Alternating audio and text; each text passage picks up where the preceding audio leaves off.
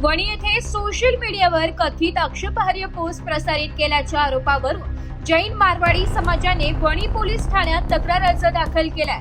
संबंधित पोस्टमुळे समाजाच्या भावना दुखावल्या गेल्याचा आरोप तक्रारीत करण्यात आलाय।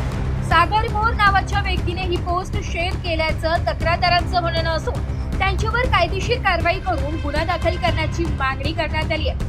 मिळालेल्या माहितीनुसार एका व्हॉट्सअॅप ग्रुपवर सागर मोर यांनी मारवाडी समाजाला उद्देशून एक मेसेज प्रसारित केल्याचा आरोप तक्रार अर्जात करण्यात आलाय।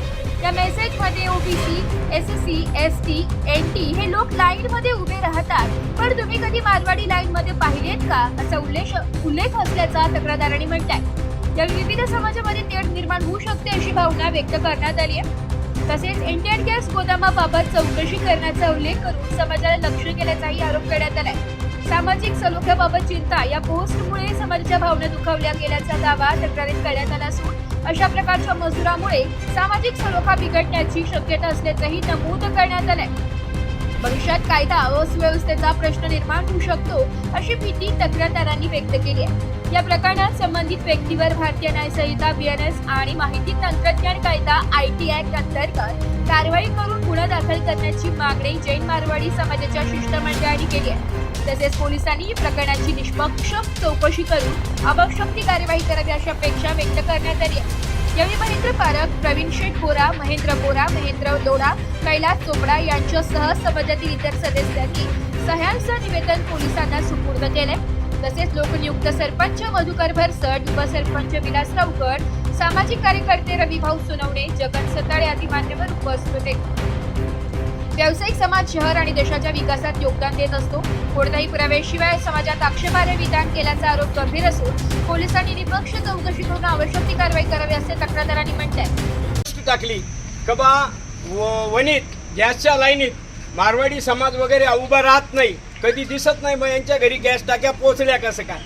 तुम्ही जर असं लिहितात तर तुम्हाला जर काही अवगत असेल तर तुम्ही त्याच्यावर कायदेशीर कारवाई करा किंवा तुम्ही ते पकडून द्या। आता वणीत 16,000 गॅस कनेक्शन आहेत, त्यात मारवाडी समाजाचे फक्त 200 कनेक्शन आहेत, तर 200 लोक 16,000च्या समोर 200 लोक किती दिसतील तुम्हाला? हा एक विषय आहे। आणि ते स्वतः मोर आणि मी 4 दिवसापूर्वी त्या गॅसच्या ऑफिसला आम्ही दोघं बरोबर होतो। मी मारवाडी आहे, मी मारवाडी नाही आहे का? मी विनंती करीत होतो, त्यांच्याकडे गॅस मागत होतो। मला त्यांनी सरळ सांगितलं तुमची KYC करा। मग मी KYC केली। त्यांनी सांगितलं आता तुम्हाला 40 दिवसानंतर गॅस टाकी मिळेल, स्पष्ट या भाषेत सांगितलं। त्यांच्या स्वतःचे चुलत बंधू सुद्धा परत गेले गॅस टाकीसाठी। अशी व्यवस्था असताना आणि सगळ्यांना, आणि हा काही एका वणीपुरता प्रश्न मर्यादित नाही आहे, आज सगळ्या जगाला प्रश्न इंधनाचा पडलेला आहे। आणि युद्ध जर झालं नसतं, या गोष्टी झाल्या तर कधी अशी पाळी देत नव्हती। प्रत्येकाच्या माडीवर गॅस जात होता, प्रत्येकाला सहज मिळत होता, कधी एक नया पैशाचा विषय नव्हता। आज या अख्ख्या महाराष्ट्रात हा विषय आहे, काही वणीपुरता मर्यादित नाही आणि एका जातीपुरता मर्यादित नाही। एखाद्या सॉफ्ट जातीला टार्गेट करणं हे योग्य नाही। आम्ही सर्व जैन समाज या गोष्टीचा तीव्र निषेध करतो। वणीकर आम्ही याचा तीव्र निषेध करतो व प्रत्येक आणि जे बी गावातली कुठल्याही जातीचे समजा वरिष्ठ व्यक्ती असतील त्या थोडी स्वतः तिथं जातात। आपल्याकडे कामाला माणसं असतात, हे असतात, नंबर लावलेले असतात आणि रोज थोडी आम्ही तिथं जाणार आहे। ज्या दिवशी नंबर येणार आहे त्या दिवशी जाणार आहे आणि नंबर 40 दिवस पूर्ण झाल्यावर आम्हाला गॅस मिळणार आहे। त्या नंबरचं काय? आता काही लोक विनाकारण तिथं जाऊन उभे राहतात, त्याला लोक काय करणार? तो एखादी जात काय करणार?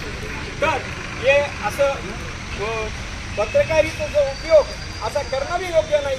याची त्यांनी सुद्धा समज घेतली पाहिजे आणि वरिष्ठांनी त्यांना याची समज पण द्यावी आणि एका जातीला विशेष असं टार्गेट करू नये, इथून पुढे असं घडू नये। आणि त्याचाच सर्वांना तीव्र राग आला म्हणूनच आम्हाला आज इथपर्यंत यावं लागलं।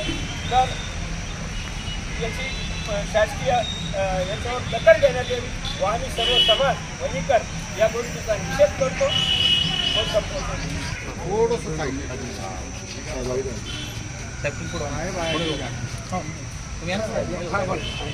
काल दुपारी वणीच्या सोशल मीडियावर एक ग्रुप पोस्ट झाली का, ग्रुपवर पोस्ट झालं का ठराविक एक कम्युनिटी गॅससाठी लाईनमध्ये दिसत नाही. प्रथमतः मी त्यांना निवेदन करेल का तुम्ही अभ्यास करावा का गॅसचं डिस्ट्रीब्युशन वितरण कसं होतं, वितरण प्रणाली कशी, याचा अभ्यास करावा.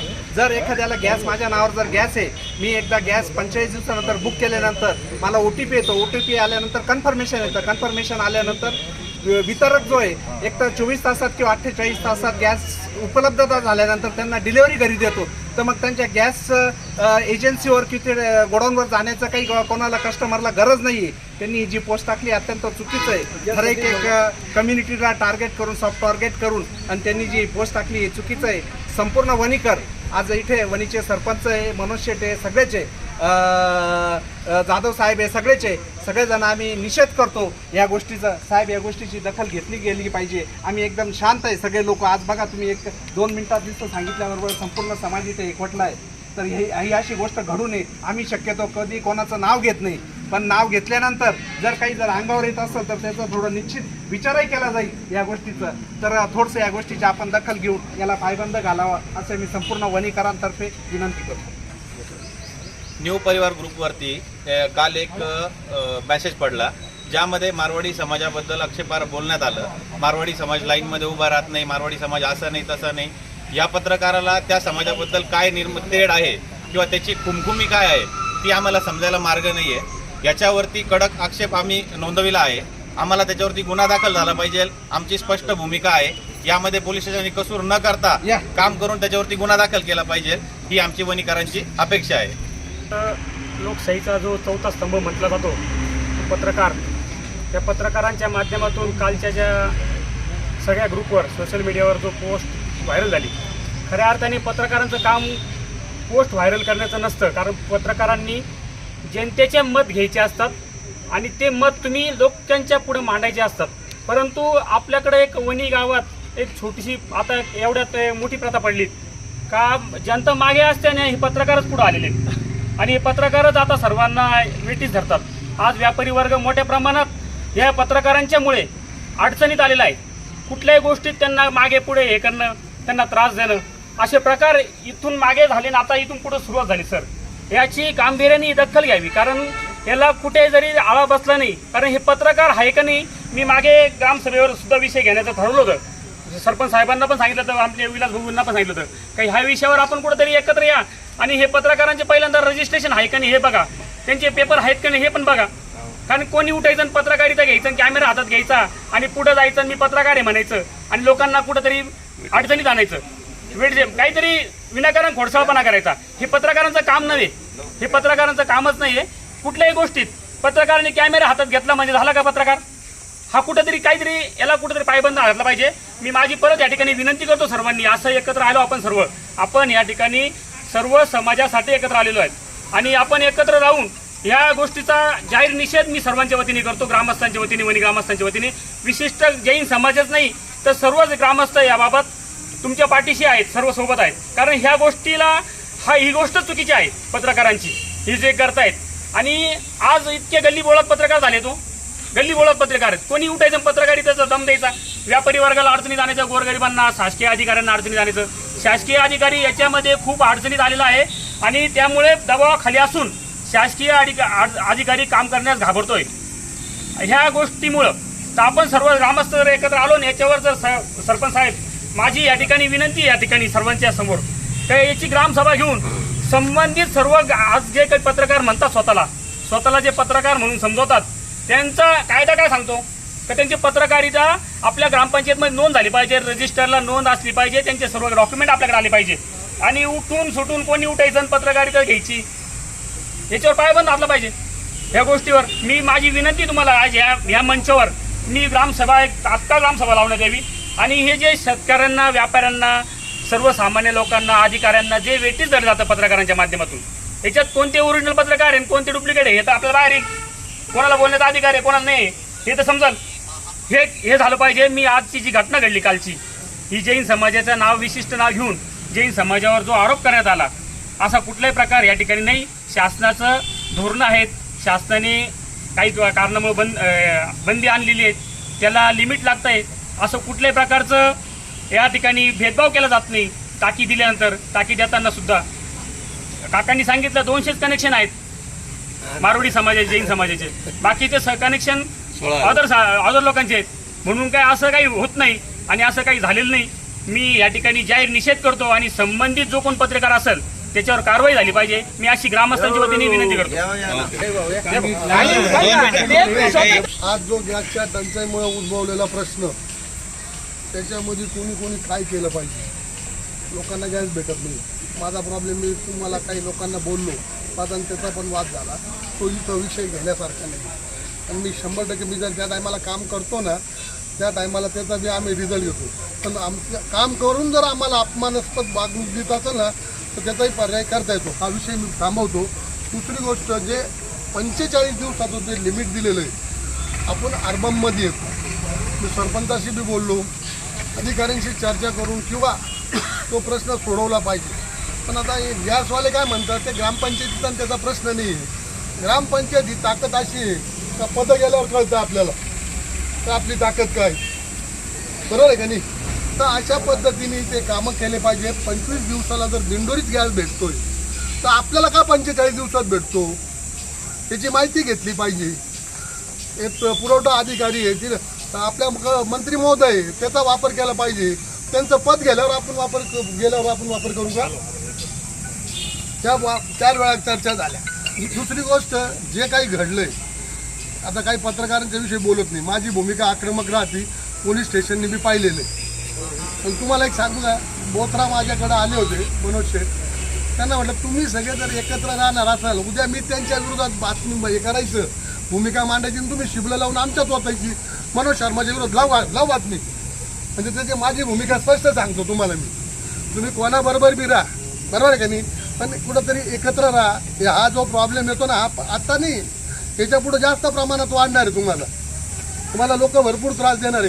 का तुम्ही रात्रंदिवस कष्ट करून पैसे कमवतात, त्यांना एक पॅक मारूनच तुम्हाला त्रास द्यायचा आहे. ही माझी भूमिका आहे. मी रोज पाहतो.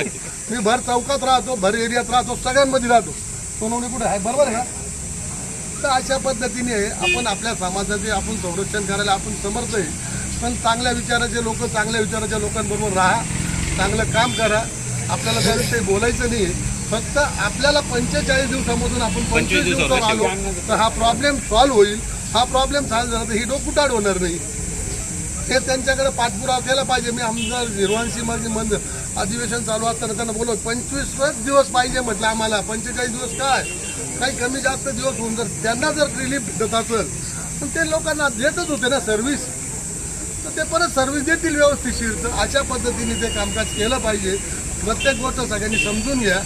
आणि आता जे झालंय ते, आणि पोलीस खात्याने सुद्धा साहेब त्याच्यामध्ये आहे ना वारंवार. आपल्या वणी ग्रामपालिकेचे लोकनियुक्त सरपंच मधुकर भरसाट, उपसरपंच विलास भाऊ कट, त्याचबरोबर आपले सर्वांचे मार्गदर्शक महेंद्र शेठ बोरा, मगाशी ज्यांनी आपल्या भाषणातून या ठिकाणी त्यांच्या भावना व्यक्त केल्या, आणि ते सातत्यानं मधुभाऊ यांच्याकडे पाहून म्हणत होते की सत्ता गेल्यावर समजतं, परंतु सत्ता जरी नसली तरी भत्ता तुमच्या हातात आहे.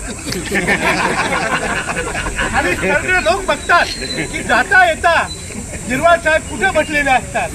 सातत्यानं त्यांच्याशी संपर्क होतो. आणि या ठिकाणी आपण सर्वच, या ठिकाणी सगळ्या संघटनेचे पदाधिकारी मग मनोज थोरात असतील, तिकडे आमचे सामाजिक कार्यकर्ते, मागाशी मी बोलत असताना सतीश भाऊ या ठिकाणी आपल्या भावना व्यक्त करत होते, प्रवीण शेठ बोराय, सर्वच या ठिकाणची कायदा व्यवस्था सांभाळणारे दोघं पण अधिकारी या ठिकाणी उपस्थित आहेत. आत्ताच मग सातत्यानं लोकांच्या अजून भावना, लोकांना वाटतं का सुनील खांडे त्यांचे पार्टनरच आहे. कारण मी स्वतः बघितलेलं आहे का सुनील खांडेंना, हो भाऊ आम्हाला गॅस भेटेल का, हो भाऊ आम्हाला गॅस भेटेल का. सुनील खांडे म्हणे माझा आणि त्यांचा काही संबंध राहिलेला नाही. परंतु या ठिकाणी व्हॉट्सअपवर मेसेज फिरत आहे, गॅस हा एखाद्या जाती धर्माबद्दल तो गॅस नाही. हा गॅस प्रत्येकाच्या घरामध्ये, मग तो सामान्य व्यक्ती असो की मोठा असो, या ठिकाणी हा गॅस हा दिला जातो. आणि गॅस का मिळत नाही याचं हे करण्यापेक्षा आपल्या वणी गावामध्ये जो जातीय सडोका निर्माण झालेला आहे, जो एकमेकाचा, आपण एकमेकाच्या सुखादुःखामध्ये सगळे सामील होतो. आम्ही लहानपणापासून, मी जैन लोकांमध्ये लहानचा मोठा झालेला आहे.